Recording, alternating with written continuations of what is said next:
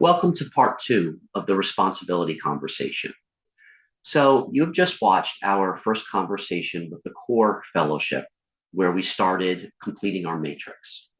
So, as you had witnessed, that first part of the conversation was more of a dissent conversation, where it was kind of like about a conflict of ideas or conflict of information. And when you bring it back into values, there is more of an awareness of each other, more of an awareness of a relationship, and there's a little bit more of a flow in the conversation, and we were able to kind of work on that line of the matrix pretty quickly and efficiently. So that is the quality of a responsibility conversation as you come out of dissent. So when trust is established and reestablished, people trust sharing information with each other, and then they trust sharing ideas with each other. And then there's more of a synergy, more of a flow. What we call at the Collaborative Innovation Institute, we call that magic. That's when the magic starts to happen.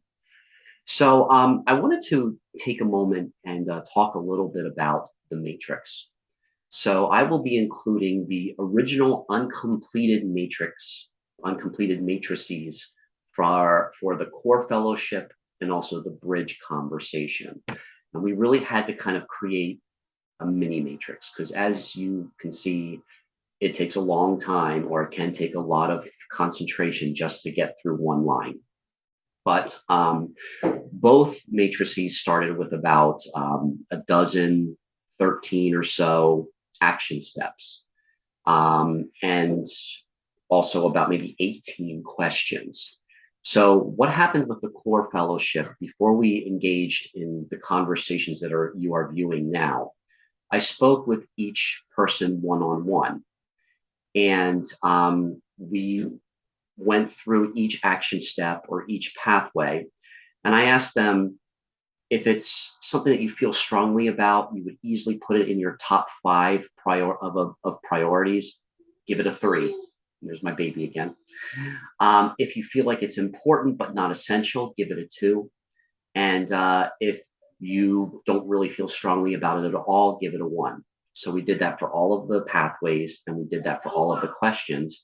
And we were able to come up with our mini matrix that will be included in this package, in this presentation. Let my baby babble a little bit here. Maybe I'm babbling. Maybe she's trying to show me that I'm babbling too. But yeah, the matrix has always been around, for a very long time in the business world. This version of the matrix that we're working on, that's values based, has kind of been handed down from my friends at WINfinity and Trey Ashley Guerin, who worked with it and learned it from an organization called Creating the Future. So I wanted to give credit for the evolution of the matrix that we're working on here in the Core Fellowship. So the first conversation that you had viewed was really about how comfortable or how everybody felt about making public these conversations and tying it together with changing the financial system. Today's conversation is about education. So you're going to see a similar pattern in these conversations where we have an open conversation. It's really more of a dissent conversation about the educational system before we go into more of a responsibility type conversation where we complete that line of the matrix.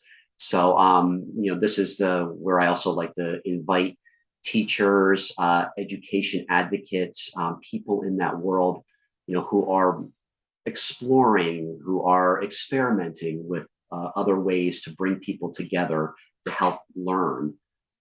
This is a conversation that you might find very interesting. All right, so welcome to part two of the responsibility conversation. All right, welcome everyone. This is part two of our core fellowship matrix discussion.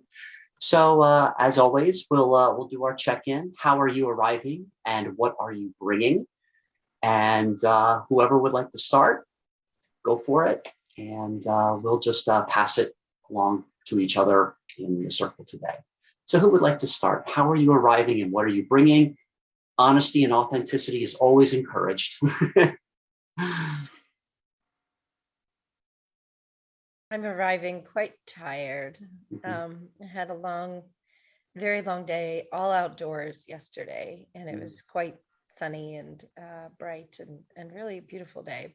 My son was in 2 baseball games in a tournament. Wow. Yeah, so and they're each 2 hours, and he's 10 years old. It's a lot for them, but we were there. My boyfriend and I decided to go and support them, even though it's not my weekend. So I had a full day of kids, even though like I don't usually haven't been, on this weekend. Um, but we went and saw him. He lost the first game and then he won the second game. And there was about 4 hours in between games. And my daughter, we took her to Peddler's Village. So we walked all around Peddler's Village, which she loved, and took her to lunch. And then we came back and watched the second game and then came back and we were so tired and so cranky towards each other that it brought to light some things that I think I'm concerned about in the relationship. So that's a big thing. And I just am questioning a bunch at the moment. But I'm very secure in my stance. So I'm just, I feel like I'm empowered to stand for what it is I want and need. But we were both very cranky. So hopefully today we'll get a moment to level head, level set, and talk things through.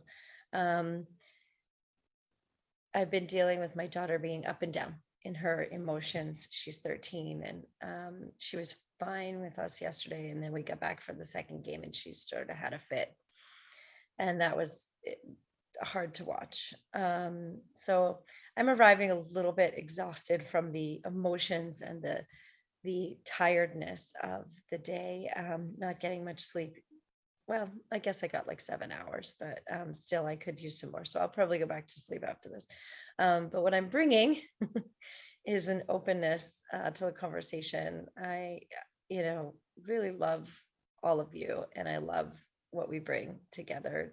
Um, and it was really interesting to see how last week went, just the way that the ebb and flow of the conversation and how we got to a place where I wasn't sure we would get at the end of the call. And I'm glad we did get to the matrix and get to talk about some things. But I'm really open, realizing that I don't know how it's going to go. And I'm really open to seeing how it does go and bringing that openness, bringing that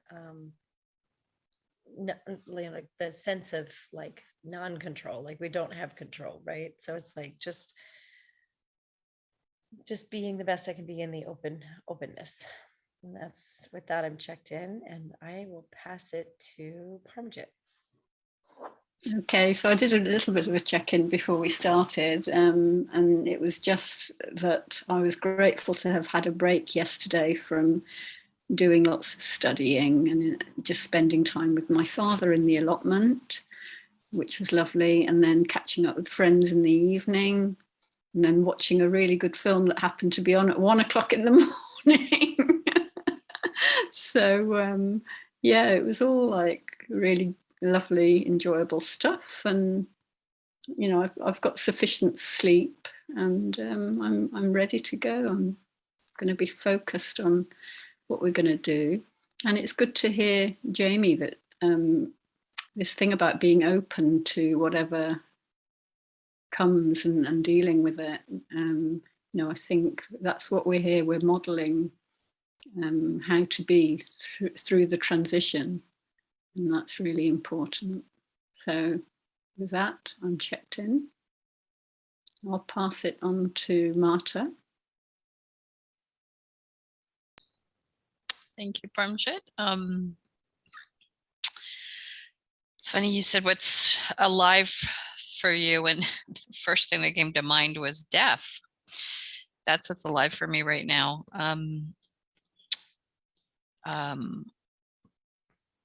Not a very good thing to start with, probably. It's just kind of where my head's at. I have a friend whose son is in the hospital fighting for his life right now. and she cannot figure out, or they cannot figure out how to kind of bring stability to what he's experiencing. He's 43, and he has fungal meningitis. So, it's just hard for her. And then my aunt got diagnosed with cancer, and she's like the rock in our family. And much like my sister, I had imagined a future with her in Portugal, and she's canceled her trips. This is kind of setting her back. And I'm quite honestly in a place where I'm just not even sure what to do or say to people.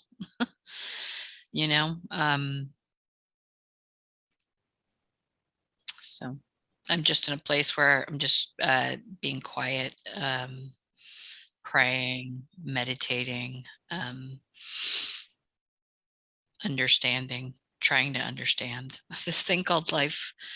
But yeah, so how I'm arriving is being present to all that I don't know and all that I feel like I should know by now. Not like in terms of information, just like spiritually, like where are we going? Where do we really end up? So those are the kinds of questions that have been swirling around my head for the last week or so. And I'm bringing what you said this morning, Mike, just a sense of authenticity, just trying to be real and participate and engage, even though I don't feel like it. Yeah. Yep, I hear you, Marta. Thank you. Neff, can I ask you to reflect back to Marta, and then I'll let you do your check-in. Certainly. Good morning. Oh man, Marta. What rings through to me when I hear you share, I really appreciate how honest you are. And it's the type of conversation where you don't say what you think a person wants to hear, you say what's on your heart and mind. And I really appreciate that. Acknowledging that there's so much unknown and there's a lot of weight for experiences affecting us all. I really appreciate you, Marta, bringing that to light and still showing up in spite of the uncomfortability that comes with the unknown. I really appreciate that. Checking in with some setbacks. It's a perspective. My health has caused me to slow down, or my health situation has allowed me an opportunity to slow down. I've been battling some of my own inner demons, and I was on a week worth of medication. Come to find out halfway through the treatment, I get a call that, oh, wait, that's not the right treatment. Let's get you on this one. And so in the middle of the past week, my heart sunk because I was not wanting to go through the treatment in the first place. This again, I thought I was done with this, but then I was like, okay, the first you don't succeed, try again. And I really just set aside time for self. And it's been so uncomfortable. It seems like whenever I want to slow down, everybody wants to get together. So it's been a lot of opportunities like, no, I'm sitting still until the first. Thank you. Let's talk again next week. Yes, I know I said that to you 2 weeks ago, but and just being accepting and just being present, because it really is all that I have. I find myself in my head thinking about, oh, I could have done this, but that's not now. Or, wow, I can't wait for that to happen. That's not now. So Mm. I'm just honoring that whatever happens here and now is okay, because all that's happened to me up until now has gotten me to here and now. So I really, really, really appreciate these meetings. I was already up at like 3. I couldn't sleep. I'm on this wicked regimen of 4 times a day taking medication, and then an hour after that eating, and then like 2 hours after that taking something else. It's just been a big whirlwind, and it's like, wow, life still goes on. Life still continues. And I'm grateful to still be a participating part in my own neck of the woods. My heart goes out to so many in our world that are suffering from the stories I've been hearing and from conversations I've had and just feelings being felt. You know, it's a very tough time. So with that, I'm in. Oh, I'm bringing my desire to be here and now and bring that resiliency that I feel we all have. You know, sometimes it gets layered, layered deep under there, but we all have that. So that's what I'm bringing today. With that, I'm checked in. Thank you, Nath. What I'm hearing and feeling is that that need to slow down, that the way forward is slowing down. And I'm feeling a lot of the resistance you're going through, you know, a lot of the resiliency that comes with working through that resistance. And yeah, I can appreciate a lot that feeling of battling the demons or the demons coming up again. That's going to come into play with my check-in here in a moment. But yeah, I want to appreciate what it took for you to get here today too. You know, being up since 3 a.m.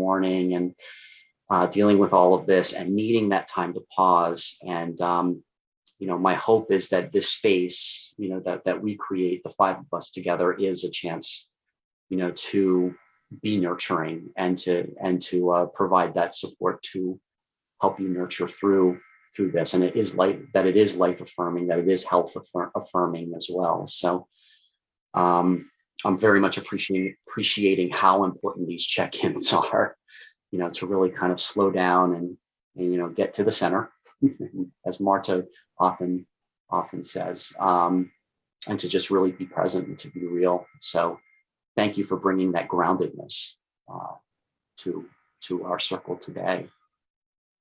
So yeah, I'm arriving a mixed bag. The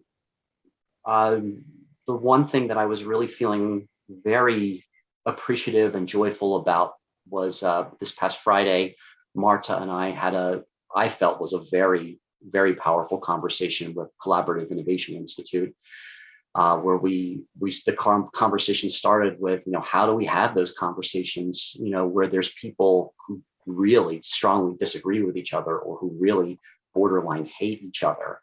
And, you know, we did a little question circle there. And I felt there was a lot of brilliance that came out of it that I'm still unpacking and kind of basking in the glow in. But in the middle of that, yesterday, on Saturday, I had probably the scariest moment of my life. The baby fell out of the Bjorn and, you know, and fell to the hard ground. We were outside on the patio, and, you know, she's okay. But worst moment of my life, scariest moment of my life. But you know, 10, 15 minutes later, she's smiling, she's herself, you know, a little bit of a scratch on her head, but you know, it was a long, very long night. You know, just checking in on her.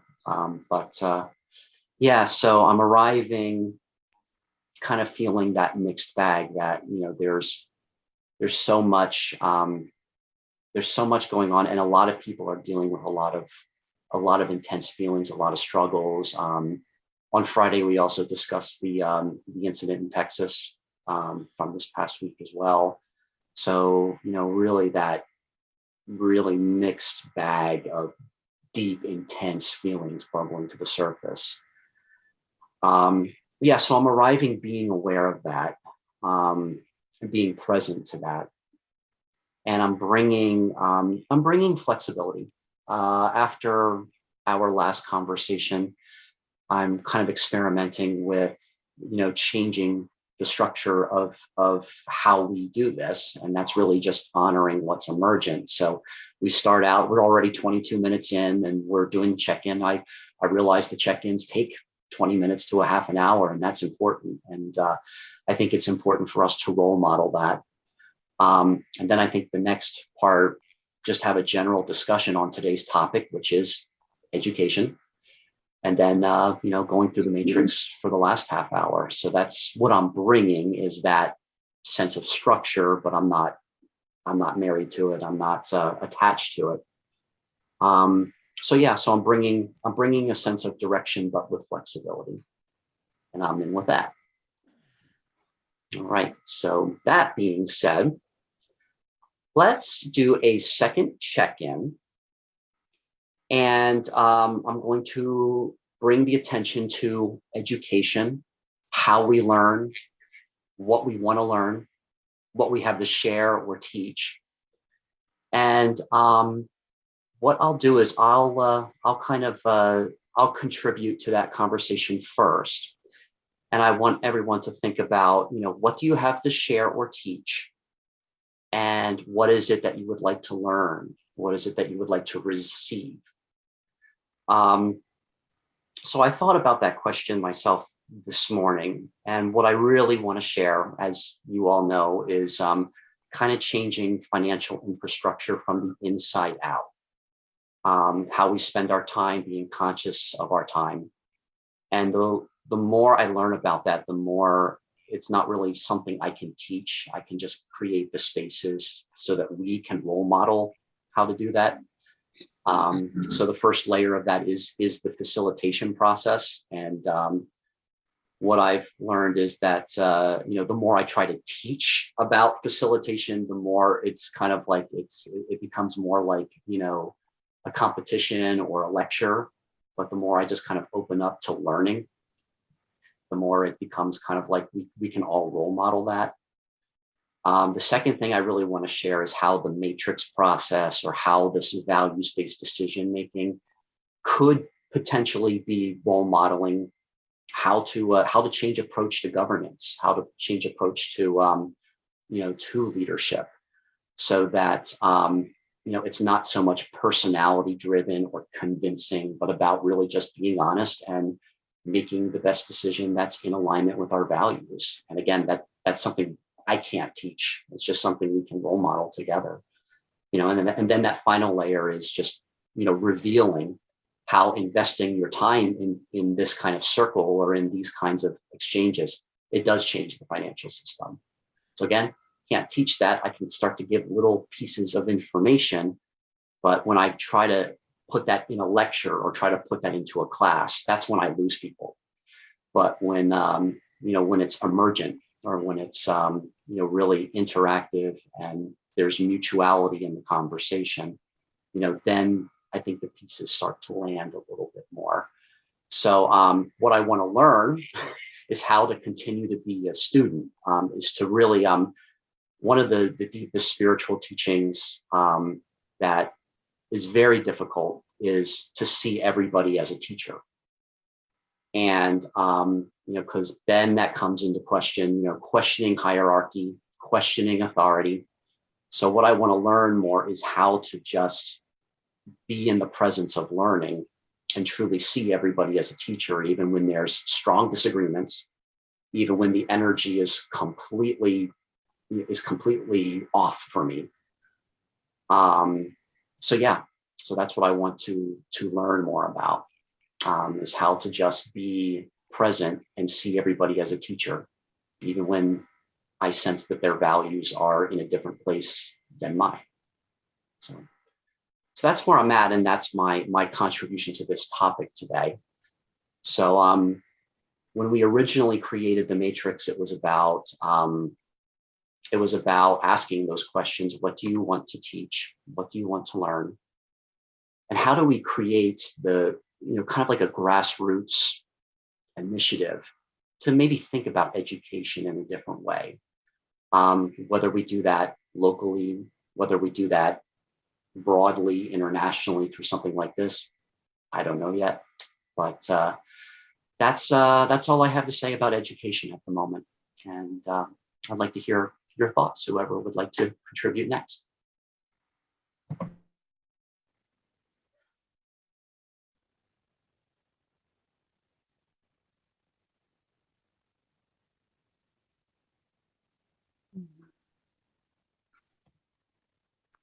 So I'll pitch in maybe.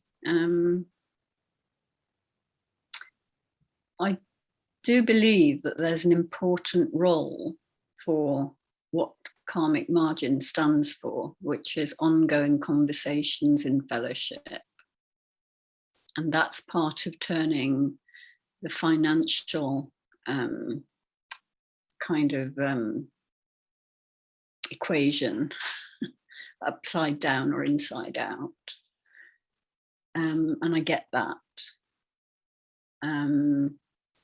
There's something about uncertainty, and like we can't control the how and how fast things are gonna like fall into place. But I know there's a role for it, and so when it's time, it will happen. Things will fall into place. So, and I know we've been on a long journey expecting some kind of thing to a penny to drop, or things to click in, and it can be frustrating when they don't seem to be, things don't seem to be clicking. But I'm quite convinced that there are dynamics at play that are getting us there, and it's just like a matter of holding on to that faith, I guess, if you want to call it that, and waiting until the right time, just keeping hold of the intention. Yeah, and we'll get there. I guess the other thing I want to say is that, I do agree with that whole thing of don't explain, don't teach, But on the other hand, there's a whole load of shit that people need to be aware of. And so there's like an interface of, this is like the layered teaching in a way, of trying to figure out what people might be open to, whatever stage that they're at, and nudging them through, like, are you aware? Like, for example, the thing I did about justice, like, there's no amount of fellowshipy type work that would ever have got us to understand what's underneath the justice system and the law that we're operating within. So there is a need to increase awareness, but we need to do it in a way that respects where people's consciousness is at, so that it nudges them a little bit into that discomfort, but not totally like going crazy in that space. So yeah, I don't know how that's going to happen or anything like that, but I'm holding space that we'll find a way to navigate that, because I do think there's a need to do the explainy bit too. Armjit, I'd like to give you the floor to to share with us, to teach us, out of everything that you've been learning so far recently, what is the most important? What is kind of like that key nugget, that key piece of information that needs to be explained, at this time? I guess the key nugget is what the value that we have already, which is about connection and relationship. And it's, even if you spend your time just creating a better kind of connection with one person, that is time well spent. And it's not about anything else, really. The other stuff about the mechanics of law, finance, that is important too. But that's, you don't have to shove that down everybody's throats, but there's a place for that, definitely. Yeah. Then I'll leave with one other question. What are you most curious to learn about at this point?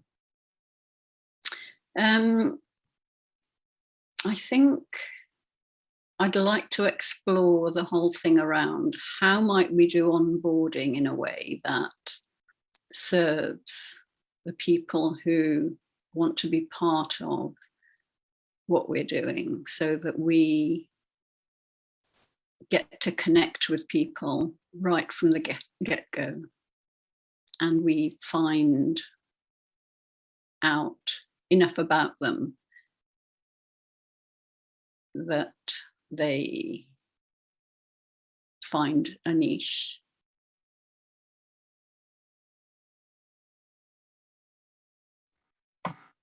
Very good. Are you complete? I think so. Yeah, that'll do for now. Yeah. Great. All right. So we'll pause for a moment. Whoever would like to speak next to either what you've heard so far or about education, and also what would you like to share? What would you like to learn? Whoever would like to speak next, the floor is yours.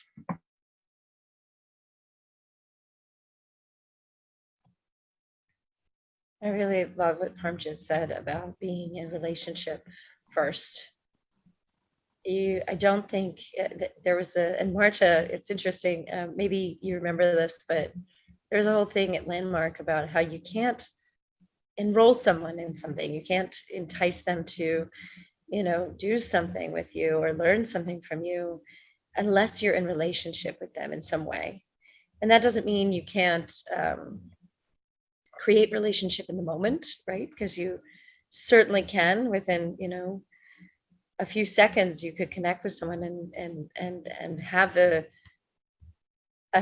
some semblance of trust or some semblance of connection, to the point where you're like, wow, like we just connect right away. How about I share this with you, and so I agree with Parmjit in the sense that we're here, like the five of us. It's very obvious to share something, to educate in some way. Not everyone is called to do that.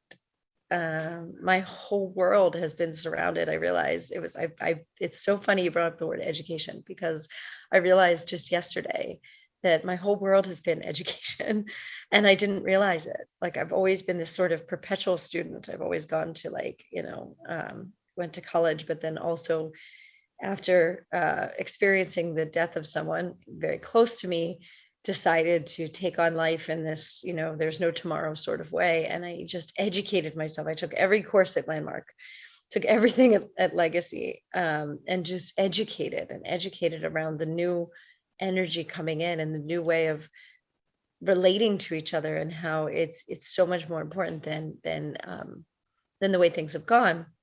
And the other thing I realized in having children is that I've really valued education for them. There's two things I value big time. One is education and the other is healthcare. and I pay an exorbitant amount for both, for me and my children. And one of the things I really value about my children's education and what I've set up for them is that it's developmentally appropriate. So a lot of the school systems we have in our country, which is actually based on a Russian system, is industrialized. It's very much like you sit in a chair and I teach you and I know better and I'm older, so therefore I will be respected and I will be revered and I will be teaching down to you. And when kids are really, really young, that's actually not very conducive to their learning. So so we looked into a lot of different education. Actually, I should say I looked into it. My ex was not so into it. Now he's really into it. Now he's totally enrolled in it. But before then, it was like dragging around a ball and chain to get him to see, and he's very old mentality, to get him to see that this was really appropriate for their development. And so both of my kids went to the Waldorf school, which is an Austrian based system that is derived around experiential learning and play. And I think, many people, especially children, learn better through experiential learning and play, which a lot of what Landmark does is experiential. They still do an industrialized, talk to you lecture series, but they also do experiential activities and help you to learn that way. And I think that that's the more memorable for people. And that really sticks in your soul when you learn that way. So, and then my job is in education. I work for the Goddard School. So it's just very interesting how my whole life has been centered around, learning and teaching and understanding what is appropriate, and working for the Goddard School. And I, Mike, I really appreciate you bringing this up. And I'll just say I was very affected by the shootings in Texas. That for me is my biggest, like, you guys know, I get out on the street for women's rights, and I get out on the street for diversity and for gay rights, and just all of that. But my biggest issue, I wish they would just somebody would do something about is gun sense in America. It's just the most out of hand thing that I think is the most easily solvable if people were really related to each other in a way where they respected life in a higher way. So I was very affected by it, and I said to the higher ups at Goddard, I said, we need to say something. We are in early education.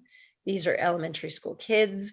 We need to take a stance on this. And they heard me, which was really awesome. And to Parmja's point, I think I educated them a bit on, like, this is the thing we need to do. We need to take it. We're a big company. We can make a big difference here. We need to stand for something, or we're going to fall for everything.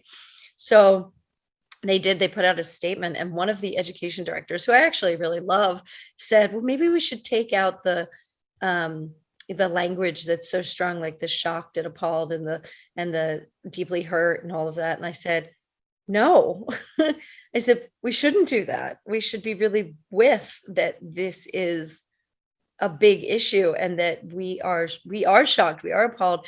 People need to see that we are relatable, that they can relate to us as a brand, that we care enough about this to have a heart around it. And so we did. And there's a lot. I've been watching the social feed because I can see, I kind of sit at the seat where I can see everything that has to do with Goddard on Facebook and Instagram. So I'm like, able to see everything come in. And the comments we're getting on that post are incredible. Just lots of people coming out to care and to share their hearts. And it's really, it's beautiful. And so I think, we're building relationships there, even though it's a corporate type of a relationship, it's still relationship. We're getting in relationship with our people. And that's my goal, so that we can be trustworthy, we can educate. Anyway, so that's what I wanted to say. I really I don't want to get too much into it. I've been crying all week over it. It's just it's so awful. But I've really felt that this time I stayed above it and I was able to do something to support and help and move things in a good direction. So anyway, with that, I'll complete. Thank you, Jamie. Before I open the floor up again to Marta or Nefertiti, I do want to say this because what was emergent for me listening to you as well, also with school shootings and mass shootings and educating, how not only educating about the history of that, but also about how to be in that conflict or how to be present to that, especially when there's strong disagreements over it. I think it's about 4 years now. I had directed and co-produced and co-directed a series of plays specifically about school shootings and mass shootings. And we had local politicians there. We had people in education and all of that. We've had people who also artists who expressed interest and then they backed out of the project to do other things because it was important at the time. But then as time went away from the most recent school shooting, this was after, I think, the Parkland one, people would not commit anymore. The artists would not commit to the project. So we had to recast roles. And after we presented these series of plays, we started having a very deep group discussion there. And at some point, the energy shifted. I remember this very specifically. One man kind of took the pulpit and made it about politics and not about the grieving process, not about the conflict resolution process, and kind of made it like a big passionate speech about how important it is to vote. Which I agree that the democratic process is important, but I just felt like that there was this power grab. There was this insensitivity that the answer to everything is giving it away to a political system, or that the answer to everything is to just vote. And that saddened me because I thought we started something that day. And because of the politics of the situation, we never had a chance to have that conversation again. We never had a chance to perform those pieces again. I was sad because it was kind of like this was a deep education process that really had a chance to land. But because the politics hijacked it, that's what I felt. This is my feelings, my version of the story. The politics hijacked that so that it was no longer about empathy. It was no longer about understanding. It was about how do we amass power. So yeah, that was what I learned that day. So thank you all for listening. I just felt a need to speak to that, since I'm speaking to someone who is deeply involved with the business of education as well as the education process itself. And that has to do with bullying too, because we do a lot of work around bullying and how to handle those power struggles. So thank you, and I'm in with that.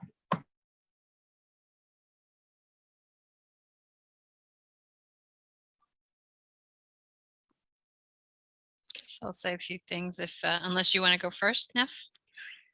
No, okay. Yeah, education is a really big topic. And what's alive for me around education right now is self-directed education. I've gotten to a point in 52 years where I'm actually more intrigued about how I learn and what I educate myself in and how it's directed, and what it's being motivated by. And right now the education is around my own, sort of well-being and how to really create, outstanding, remarkable sort of well-being.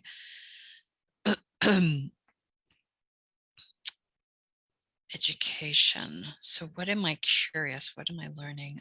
It's a very, I'm in a tricky situation, I think, right now, because a lot of everything that I'm hearing right now and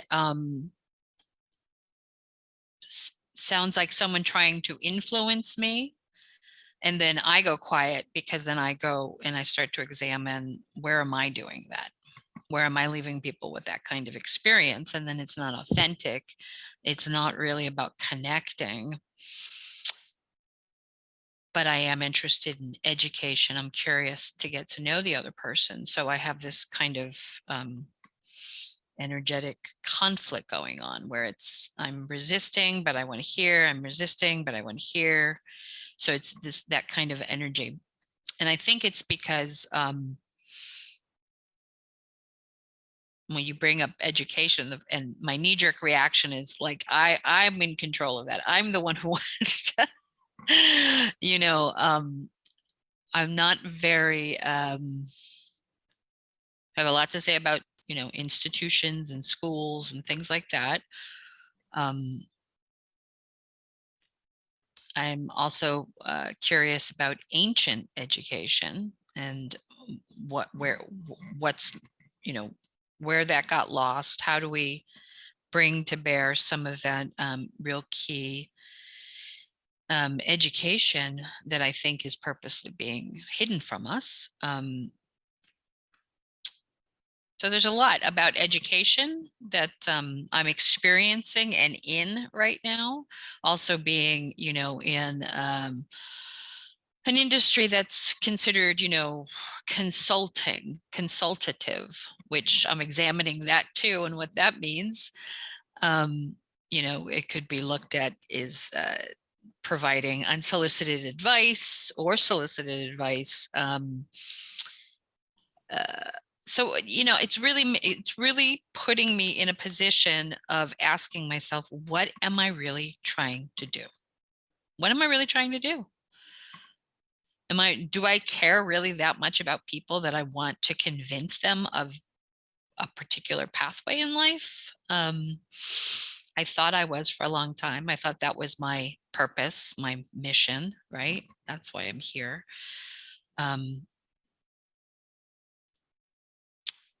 And then I find myself getting interested around something like stewarding death. And I find a lot of people want to run away from that.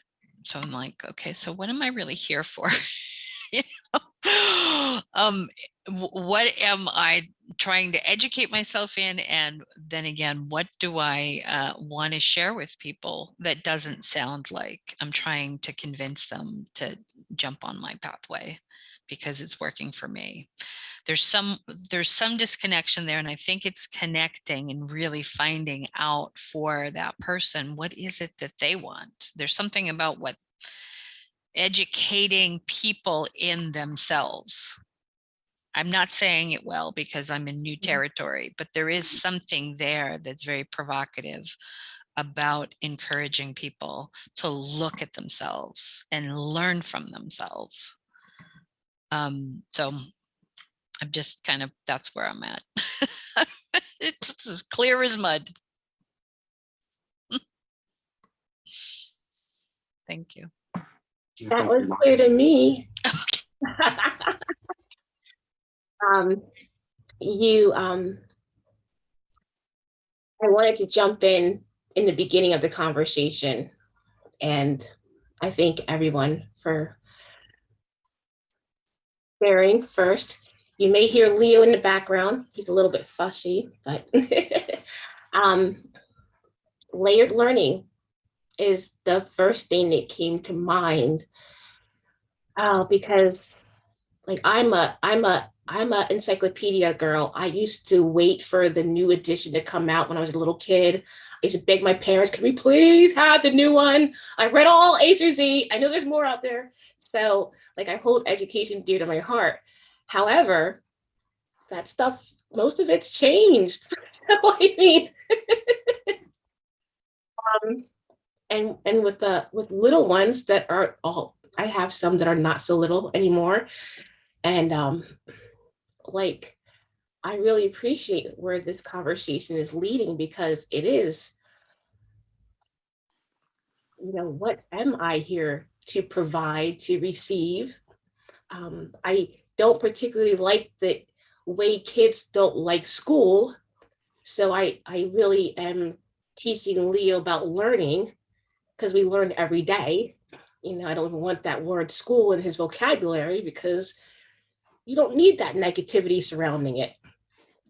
So and I really love the fact that we've touched upon how each person has their own system and all of their own structure, and it's so divinely created, and it didn't come with a manual. So it's like, how can I figure out about myself, and how can I help others? And what Leo and I and John here do, we do layered learning based on chakras. So like every day of the week is a different color, a different chakra.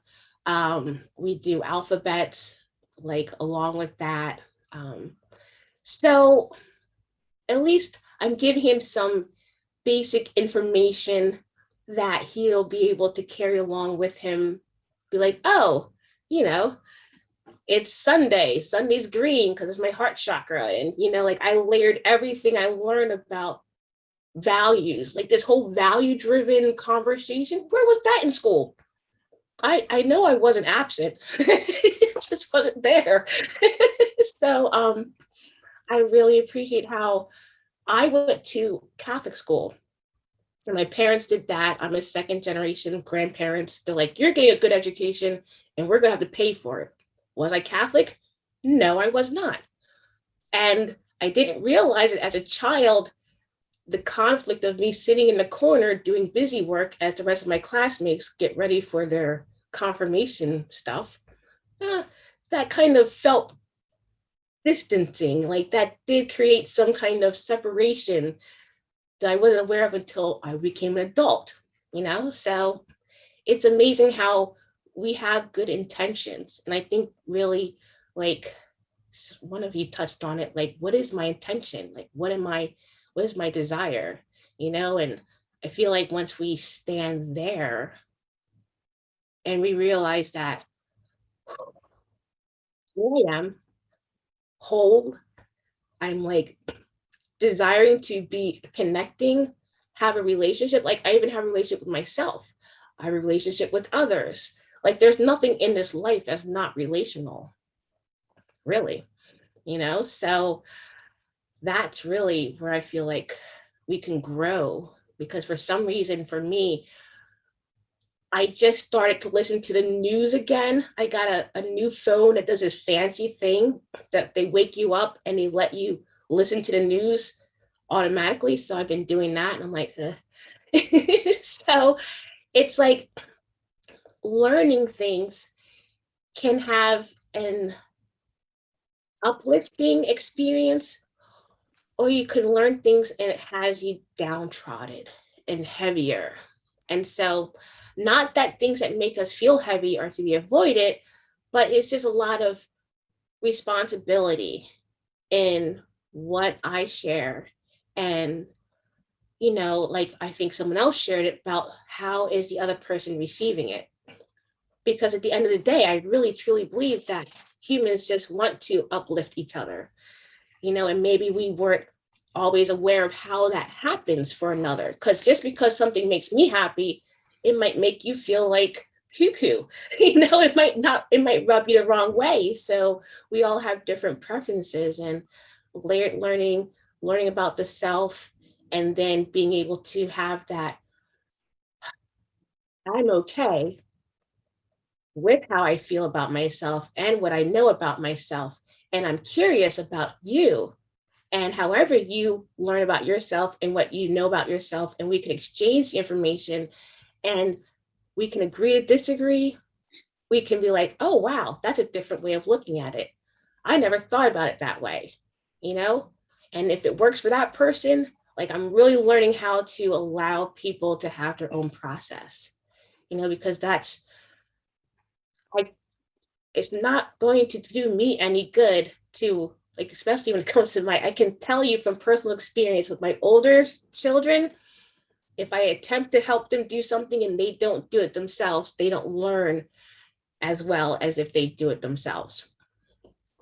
So yeah, all that to say, I'm interested in teaching, I guess, about daily internal learning, you know, like chakras and stuff like that. And then I'm curious as to how, what do I learn about? What about how everyone can learn about themselves? Yeah, sounds about it. Okay, good morning. So for me, it is still August 17th, 2022. It is 7:06 in the morning. And how am I arriving? Well, I'm arriving feeling a little more excited now that I just finished recording, the segment, the previous segment. So I'm arriving feeling a little bit more, a little bit more in the flow. It is my intention now to maybe do 2 of these segments a day so that I can finish this out and have all 20 of them finished by the end of the week. So that's the plan. Plans get changed all the time. So I'm arriving feeling open and flexible. And I'm bringing new questions, which I did not introduce in the last segment. So I'll introduce them today. So really, we're going to talk about, what do we do with the capital? So, the intention is, that 20 hours of service, or the 20 hours that you are investing in this program, will eventually lead to $1 million of returned capital. I know that's a bold statement. I know that sounds way out there, but we're going to consider possibility today, and when that happens, what do you do with it? How do we co-create a better world? Now that we're in the flow of a new system. So the other question I wanted to explore was what causes or what action are you most inspired by? So I'll share a little bit with you what I'm most inspired by, and where a lot of the income or the capital that is generated is going to go from my end and the Karmic margin call project's end. And also the other question will be, what are the values, or how do we help, and do we want to help kind of level the socioeconomic playing field? Is that in your value system to help someone who is underprivileged or hasn't enjoyed a lot of the benefits, or dare I say the luxuries of life? So what does that mean? What is the ethical conversation around that? So so let's talk about that first question is, how do you divide out the capital? As I'm moving forward with this presentation, the first people that I want to introduce myself to and introduce this work to is nonprofit organizations. So there was a time I was homeless. So I have a passion for helping the unhoused. With the time bank that I work with in Phoenixville, Pennsylvania, there is a common goal, a common ground to help with food insecurity. So those are some of the the nonprofits that we're passionate about. I'm involved with an interspiritual church, or an interfaith church, called the Circle of Miracles. So that is another cause that I feel is very very relevant to me. So the question comes, how do you divide the capital out? I think that's a good question to start having, with nonprofits that are doing good in the world, who are sincere in their interests. And a lot of this time banking is about volunteer management, really kind of tuning in and understanding who's already doing what for no money, so that if you set up a time banking account or a stewardship account where this compounded interest is generated, I think it's good to be explicit about percentages. So if it generates $1 million in a year, does do we just need a substantial income to pay our expenses and to live a prosperous life, which can be less than $100,000. For a lot of people, $50,000 to $70,000 is enough to be happy, and then contribute the rest to a cause like feeding the homeless, or feeding the unhoused, or helping to purchase living quarters for the unhoused. That's just an example. And there's so many medical examples, there's so many social examples. That's up to you. That's completely up to you as an individual.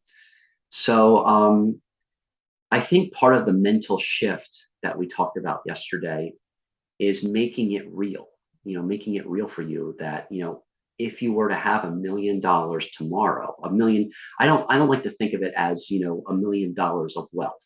Let's say you have $1 million of a budget to do whatever you want to in this world. How would you manage that? So I think that's the question that helps to really make it real, to start make it real, and to start having the conversations where you can start speaking with someone from a place of appreciation, and not so much from a place of power struggle or commitment. So that's the one thing I want to keep in mind, that as you're working your way through this material and trying to make it make sense, leave some time for saying, if you had a seven-figure budget, what would you do with that? What if I asked you that the only way this is possible, or you can attain this, is by sharing it?